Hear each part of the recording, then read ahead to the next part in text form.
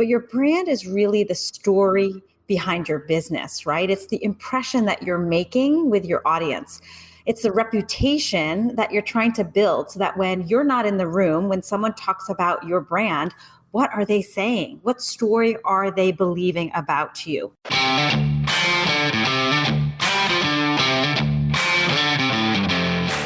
You work hard in your business. On the Profit by Design podcast, we ask the big question. What has your business done for you lately? Hi, I'm Dr. Sabrina Starling. I'm the business psychologist, the author of the 4-Week Vacation and the How to Hire the Best series, as well as the founder of Tap the Potential, where we coach entrepreneurs like you to design sustainably profitable businesses that give you more time for what matters most and more money in your bank account than ever. Because after all, we believe work supports life, not the other way around. Weekly on the Profit by Design podcast, we bring you tips, tools, and strategies from our own experiences and from the experiences of our guests who are entrepreneurial thought leaders and real life entrepreneurs, all to support you in making intentionally profitable and sustainable business decisions to live the lifestyle you desire. Profit Designers, the 4-Week Vacation, the entrepreneur's ultimate guide to taking your life back from your business is now available. Go to 4weekvacation.com, grab a copy of the book, and be sure to follow the steps there to claim your bonuses. When you purchase the book, you are eligible to join me for my upcoming live training, the 4-Week Vacation Better Business, Better Life Jumpstart. Plus, and you'll also get an invitation to an exclusive VIP closed door training with me to identify the true profit potential within your business. Just follow the steps at 4weekvacation.com. And I hope that the 4-Week Vacation book inspires you for what's possible. It's time to take your life back from your business. So Mallika, welcome to the Profit by Design podcast. Thank you so much for having me. I'm so excited to be here. Yeah, and we're going to have a wonderful discussion today about branding. Branding is something that is an ongoing area of learning for us on the Tap the Potential team, for me personally. And I know so many listeners to the Profit by Design podcast are curious to know how they can do it and do it more effectively. So as we dive in, I want to share a little bit about your background. You have worked for major brands. You're an award-winning brand strategist, a confidence-stirring mentor and speaker, and you're the founder of the Brand Attraction Society. And after years of working in corporate advertising on brands such as L'Oreal and Oil of Olay, you now help women entrepreneurs get clear on their brand message, show up as the face of their business, and find their power niche. Mallika's friends and her clients call her the Brand Energizer because she's a strong believer in getting out of our comfort zone, taking action, and implementing ideas. So boy, do I relate to that. When it comes to marketing and branding, there's nothing that's pushed me more out of my comfort zone than that. When Mallika's not building brands, she's at home in Maine with her 3 sons and her husband, drinking coffee or red wine and dreaming about their next global adventure. So Mallika, let's talk about that. What is your next global adventure? Yes, I'm excited to share that finally there is a trip on the calendar. It's been so long, right? We are going to Sicily in June, at the end of June, to celebrate my son's 13th birthday. We do something in my family called Destination 13. So when one of my boys turns 13, they can pick a place and we will plan a trip around it. So super excited about that. That is so cool. Yeah. You know, on the Profit by Design podcast and at Tap the Potential, we're big believers in work supports life, not the other way around. And I'm with you that I love thinking about the opportunities that business creates for us to enjoy our families more and have new experiences and expose our kids to new things and new adventures. So that's awesome that you're doing that. So let's talk about branding. And let's just go right to the very basics. Like, what is a brand and why do we need one? Yes. So let me tell you what a brand is not. And there's a huge misconception when people think about branding. They think immediately about their logo. My brand is my logo. My brand is my color palette and all the fancy fonts, and maybe even my website. And that is a misconception. Those are important parts of your brand. but your brand is really the story behind your business, right? It's the impression that you're making with your audience. It's the reputation that you're trying to build so that when you're not in the room, when someone talks about your brand, what are they saying? What story are they believing about you? And so we need to take an active approach in shaping our brand, because if we don't, then our audience will shape it for us. And so that's where the strategic part of understanding who you are meant to serve, what problem you solve, how you are different, and then what you believe in are all sort of weaved together to really build that brand story. And those are just the basics that you have to answer, do that little self-discovery and ask yourself those hard questions so that you have a foundation to build your business upon. This is such important work. And as you were talking about that, it occurred to me that we often think about branding in the context of marketing to attract clients and customers.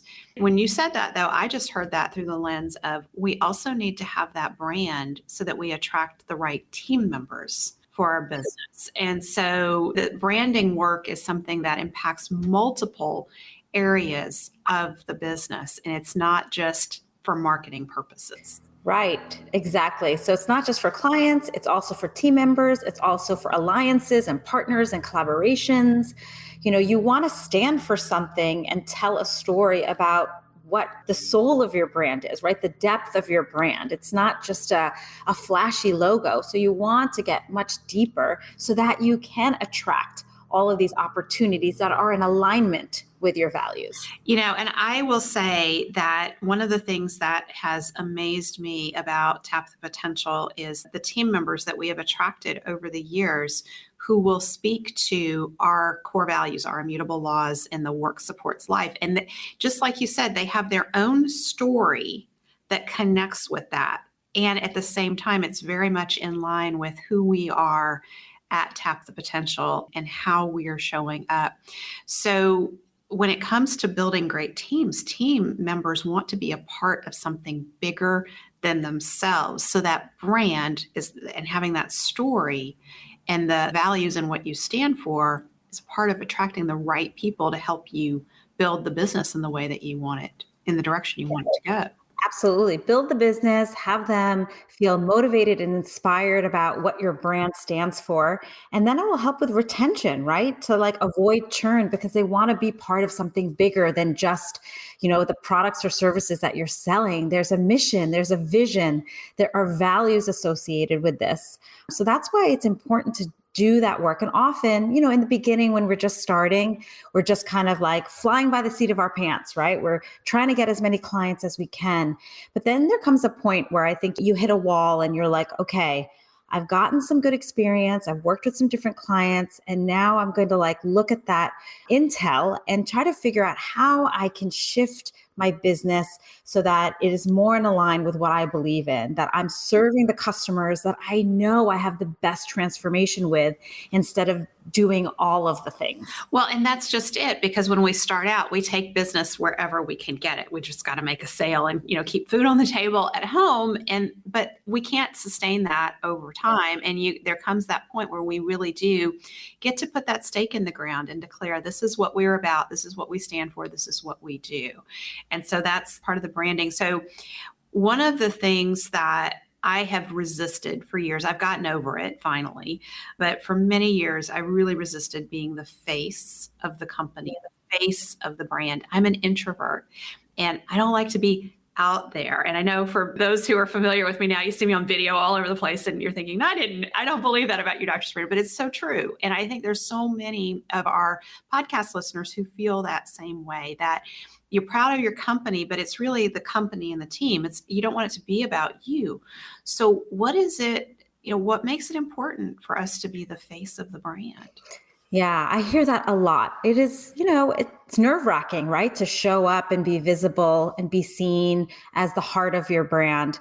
But it is so important in today's marketplace. It's competitive, right? There's so many options for our customers to choose from. And so we need to build that human connection with them so that they know, like, and trust us. They see a real person, behind the logo, behind the corporate business or small business, it doesn't even matter what size it is. You want to build a deep connection to that person. You want to hear why they started their business. What's their origin story? What the things that they believe in, their principles, so that you can latch on to that and feel good about working with that person. Also, business is not transactional anymore. Business is about relationships. It's about, building and forming and nurturing a relationship that you can sustain over time. And so that makes it even more important to show up and be seen so that you can connect with your audience and build that relationship. So I think you can't ignore the fact of being seen anymore. It's too competitive. Our markets are too saturated, and people are yearning. Customers are savvy. They want to know who they're hiring. They want to understand their personality, their vibe. They want to hear their story, and they want to make a really strong decision of where they want to put their money and their time in. And so you have to show up. You have to share a little bit about yourself and your journey. You have to pull the curtain a little bit. Transparency, vulnerability, storytelling, authenticity, those are all important parts of doing business today. Yeah. And, as a psychologist, I will say that it really crave the human connection. And one of the first places I encountered this, I used to coach new coaches to develop their marketing. And, they would go out and get a business card, and they would spend a lot of money creating a logo, and they would put the logo on the business card with their name, maybe a nice quote or something, but they wouldn't put their picture on the business card.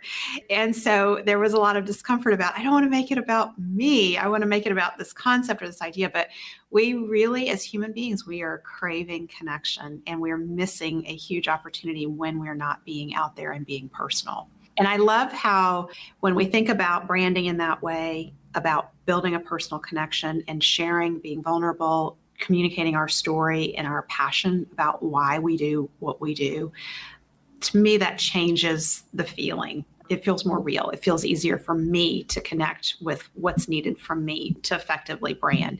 So I also heard you get into, as you were describing that experience of, you say yes to all the opportunities, but then at some point you really need to narrow down. So you're talking about niching there.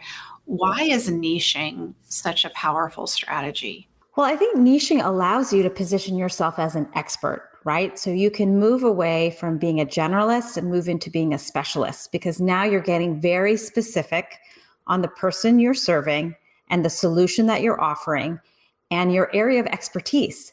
So, instead of saying I'm a business coach and so broad, where if you told me that and I went out in the world, I wouldn't even know who to refer to you because it's so broad.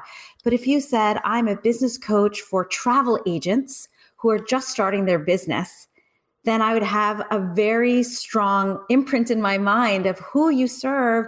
And it's so specific that I can then help bring people your way. And it's the idea of going from this big market and narrowing and focusing in a smaller market so that your relevance increases with the people that you're meant to work with.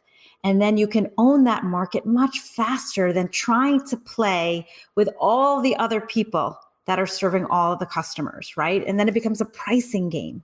And we want to avoid that. We are all experts in some way or shape or form. And we want to dial into that, and we want to amplify that. And we want to get specific again in our audience, in our solution, in our process, and in what we can bring, our strengths, what we can bring to the table. Yeah. And I will say that this niching down, this is step 2 of the Tap the Potential solution.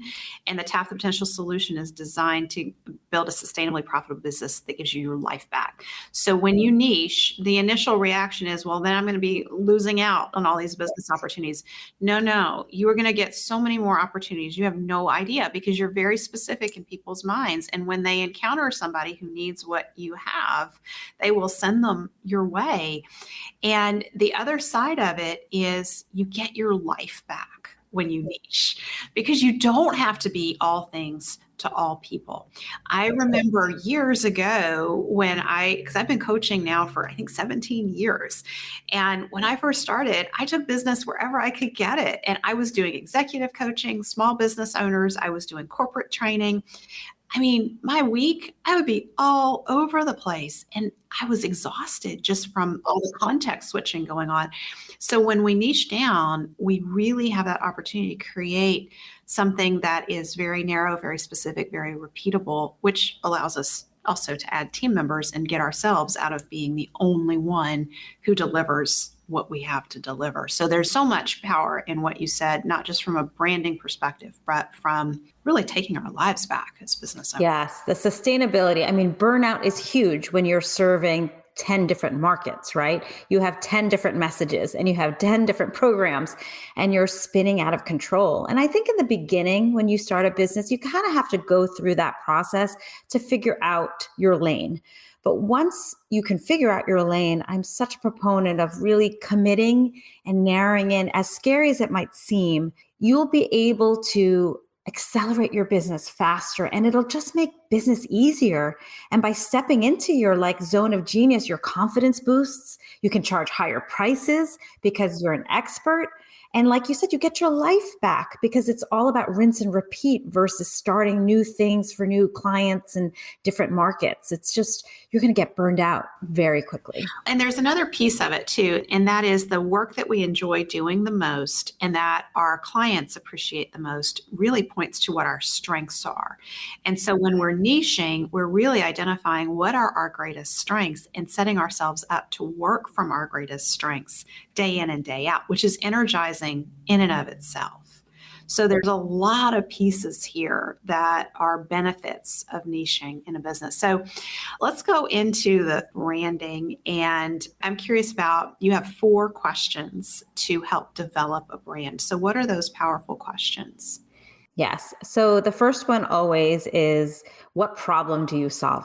I mean, you need to know very singularly what the problem that you solve. And it's not 10,000 problems. You really need to kind of figure out what's the biggest problem that you solve. The second is, what do you stand for? What are you willing to put the stake in the ground for, right? That is part of your value system and your purpose. The third one is, who are you meant to serve? Again, we were talking about niching. You are not meant to serve everyone. You are meant to serve a specific targeted audience. And so I want you to get laser focused and narrow around that. And then comes, how are you different? And this is so hard for so many people. It's like trying to figure out their positioning and their point of difference.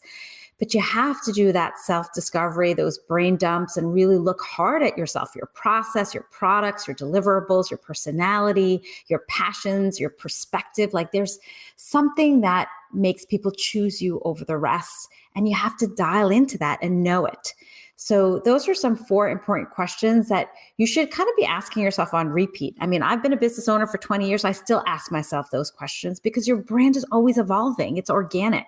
So you have to, really be in touch with, who am I meant to work with? How am I different? What am I standing for? Is that clear right now? And am I solving that one problem or am I all over the place? So I want to share my shortcut to answering these questions because these are big questions and they're intimidating. And I've grappled with them for years.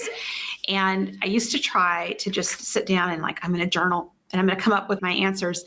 And what I've learned is through the pumpkin planning process, when we talk to our very best clients, and it's not just the ones who pay us the most, it's the ones that we enjoy working with the most and who pay us well.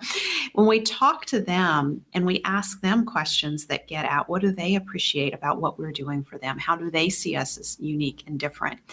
I branded myself as the business psychologist because a client told me that term. And I was like, oh, that's so simple. Here I've been all over the place calling myself all kinds of stuff. You mean I'm just the business psychologist? Like, yeah, that's what you are. Duh. Okay, thank you. But the other piece is when we talk to our clients and we listen to how they describe us, we hear their language.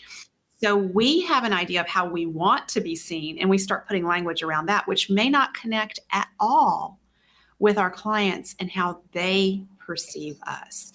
So an example of that for us here at Tap the Potential is for a long time, we talked about profit and really made that the big focus. Then we started hearing, it's the money is nice, but it's the time with family. It's the time for what matters most.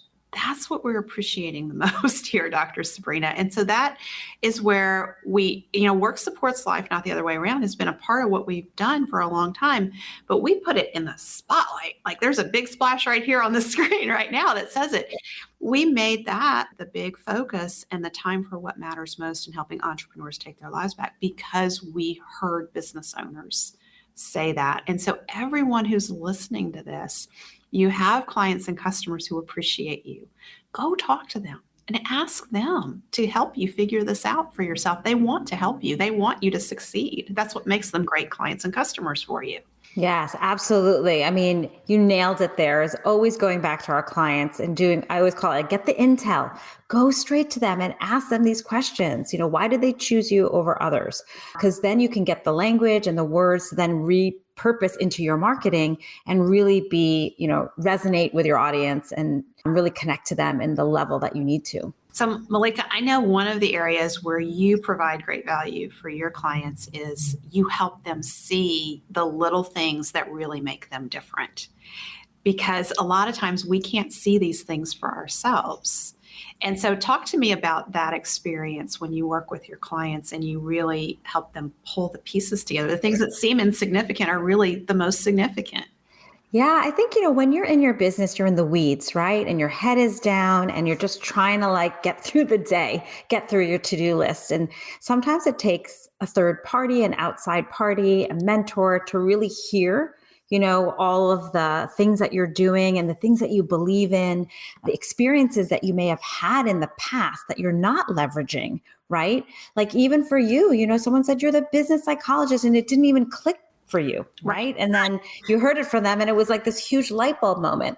So what I really try to do is sit down with my clients and ask them to brain dump different categories to really discover their brand brilliance, I call it. So skills and strengths, really tapping into any trainings you've had, any credentials, prior work experience, college degrees, anything that you have that you've done.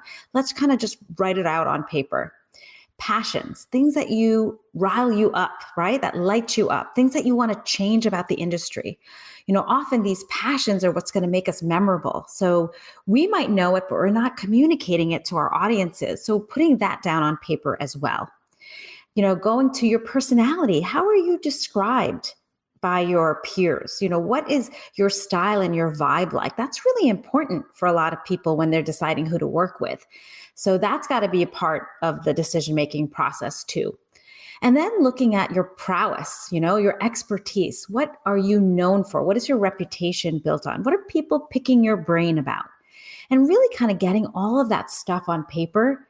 And then what I can do is kind of see what the common threads are. What are the patterns there that you might not just be seeing because you're so close to it, that I can kind of see as an outsider and kind of put the pieces of that branding puzzle together. That's the piece right there that is so valuable about having somebody outside you pull those pieces together, because it's so much a part of who we are. We don't see it as special or unique. And when we hear clients say, here's what I value about you, or here's what makes you different, our natural tendency is to dismiss it and say, well, doesn't everybody do that? What's the big deal about that? No, everybody doesn't do that. And that's why your client is commenting on it to you about what makes you different. So having that third party. And I think to add to that is if you're still struggling with how you're standing out, is look at the testimonials that have been written about you. And all of those words, it's just right there on paper of how you stand out, because they are telling you about the experience that they've had. And you can just pick out those words and put it into your marketing message. So that's a tip that I just was sharing in a training I did the other day, is that's the best place to start when you feel I don't know how I'm different. Read what people are saying about you. So I know that there are critical images that we should have. So tell us a little bit about that. Yes. So of course, everyone has a headshot, right? Which is the bare minimum of what we need to establish ourselves as professional, as polished. But I do think we are now in a time of going beyond the headshot. People are really looking to learn our story and connect with us. So there's opportunities for us to share other visual assets that kind of explain the different layers of our business. So for example, I like to call it working girl or working guy, however you want to call it. But this is like pulling the curtain of your business and sharing how you do business. What is the process like? Are you doing Zoom calls? Are you on the phone with your clients? What does your workspace look like? Your desk? Do you have a team? People are going to be looking at your social media, on your website to understand and put themselves into that picture. Do I want to work with her in this way? So you want to make sure that you're showing what the process looks like. Then there's another image I call passion portrait, which is how do you feel about your business? What is the emotional connection with working with you? Or what are you going to feel like after working with you? Many of our decisions are based on emotions. When we're looking at someone's websites, we want to feel something because we know that we're going to be working with that person, not just one and done, but probably for a few weeks or for a few months. If you're a web designer or a coach, so you want to know what it's going to feel like. So you want to tell a story. Is it empowering? Is it introspective and more peaceful? Is it going to be fun and quirky? So use your personality to also demonstrate through that type of image. And then my favorite image is the future forecast, right? Where are you going to be in 3 years or 5 years? Share with your audience what your big dreams and aspirations are so that they can make the decision if they want to go on the ride with you, right? And they'll feel inspired by what you're doing. And that could be often the tipping point of why they choose you over somebody else. I love that because I teach that we need to have a clear, compelling, vivid vision. And, that's a written vision, but an image that conveys that, because images are so much more powerful than words and people click very quickly at a subconscious level. So having that vision image of, here's where we're going. And it's an invitation. Do you want to come on the journey here with us? And it could be like a picture of you with a microphone. Maybe you'll have a podcast one day, or you're holding a book and you're going to write a book one day. I had a client whose vision was she wanted to do retreats around the world. So we actually did her brand photo shoot at an airport and had her sipping champagne with her suitcase next to the doors of a humongous, beautiful airplane, right? And it didn't happen that year, but in 2 years or 3 years, she had her first retreat, in London. And so it kind of could be the catalyst that gets you moving towards these big goals. So I want to talk about this because I know this requires vulnerability. And because I remember when I wrote the 4-week vacation, this is the finished book, but years ago, 2018, as a matter of fact, we had a retreat. And I issued the 4-week vacation challenge to our retreat participants. And I held up a blank journal, a white journal, and I had taken a marker and I wrote the 4-week vacation by Dr. Sabrina Starling. And I said, I want to write this book and I want your story to be in this book. And I passed the book around the room and people went and signed their name. And some people said, I'm in this book. I'm going to make it happen with you. I'm taking my 4-week vacation. Let's do it. So it was an invitation to invite them in the journey. But I was so nervous, Mallika, going into that because I thought people are going to laugh at me. Or what happens if they just say, I'm not interested. I don't want to be a part of this. Or what happens if I don't write the book for some reason? Here I've put myself out there. So I'm sharing that here with our listeners to say, yes, be vulnerable. And when you are vulnerable, you open yourself up to a lot of people supporting you in your vision and making that journey with you to make it happen. Yes, absolutely. And you just deepen the connection with your audience because you're telling them it's okay to have big dreams. It's okay to share them and be vulnerable. And if it happens or not, I'm hoping you'll just take the ride with me and maybe it'll inspire you too to have a big dream to share with your audience. And then that audience shares with their audience and it kind of is like, a domino effect. And we're all kind of inspiring each other. So let's talk about having a powerful niche and a breakthrough brand. Talk to me about what makes that important. What changes for us when we do that? Yeah, I think, when you get over the resistance of not wanting to go narrow and you decide to commit to identifying what you are an expert in and to the audience that you can get the biggest transformation for, and you go very narrow, all of a sudden you've become a specialist And all of a sudden, you've become memorable, that people can actually start referring to you. All of a sudden, you might see new opportunities that come your way because you are so specialized, right? And they want to hear your mastery of the topic. All of a sudden, you can raise your prices. All of a sudden, you have your time back, right? All these things can happen and change for you and really accelerate your business faster because you're not a Jane of all trades that's diluted her brand doing all the things, but now you're a laser focused, sought after brand that's an expert in something specific. And it takes time. It doesn't happen overnight for you to get there, but it takes commitment for you to claim it and then be consistent around delivering and communicating that expertise. And so it is scary. And sometimes you have to evolve and shift the niche a little bit until it sticks. But once it sticks, it really can change your business. I mean, I've seen this from personal experience for my own business. When I was a photographer, I was doing, children and family and senior portraits and headshots, and I would do commercial and I was doing all the things, but no one knew what to refer to me as the specialist. So I couldn't command premium prices. I was just a commodity and competing with everybody else. But when I decided to match up my expertise, which was in business and brand strategy, and go into a market that was a little bit untapped at the time in 2015 of brand photography more than a headshot, and roll the dice to go all in and cut out everything else off my website, off my messaging. So everything was about brand photography.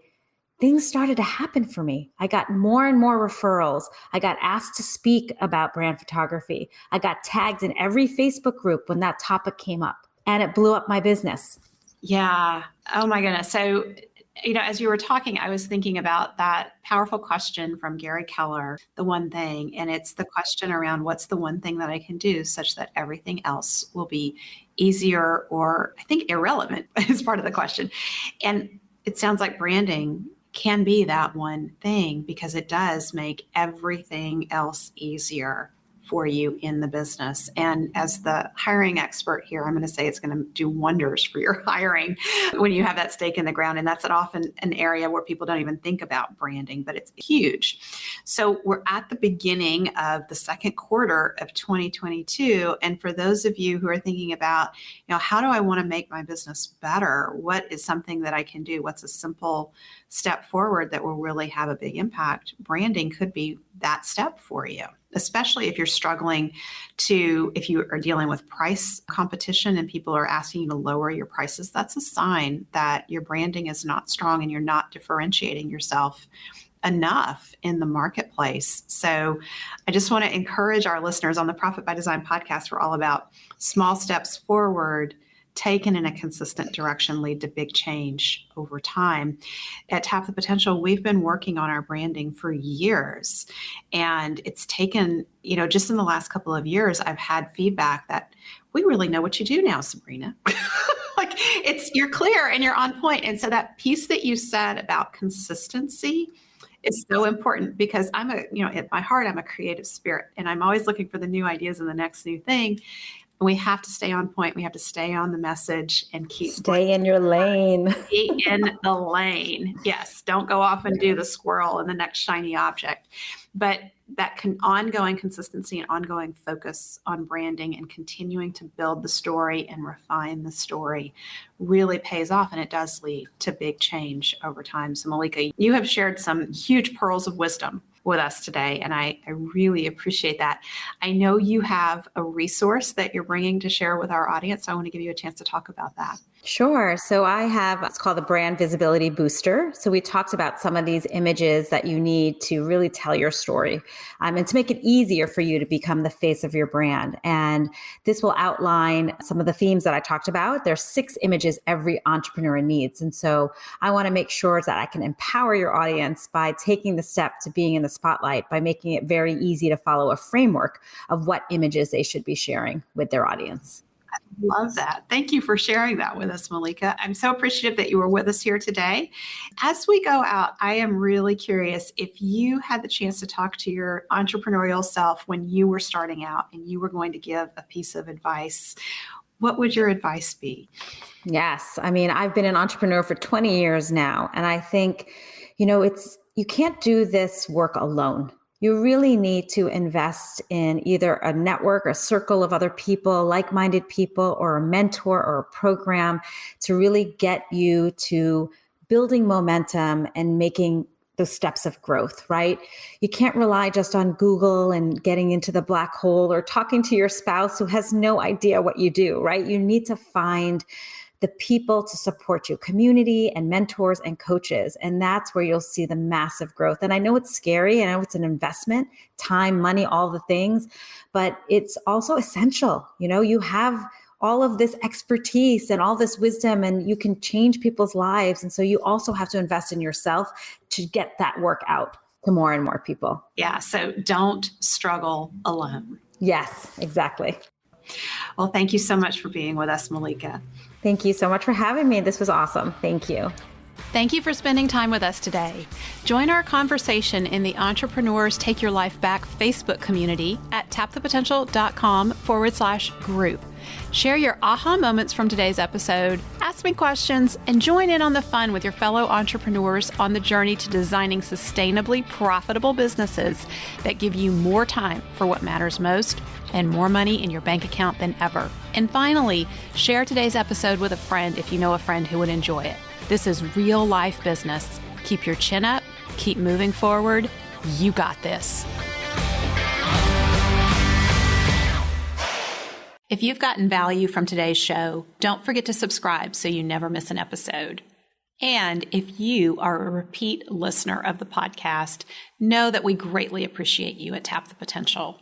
And to that end, I have a request. Please consider leaving us a review on whatever platform you're listening on. Our reviews help other entrepreneurs like you to find us. Be a part of our movement to help entrepreneurs take your life back from your business.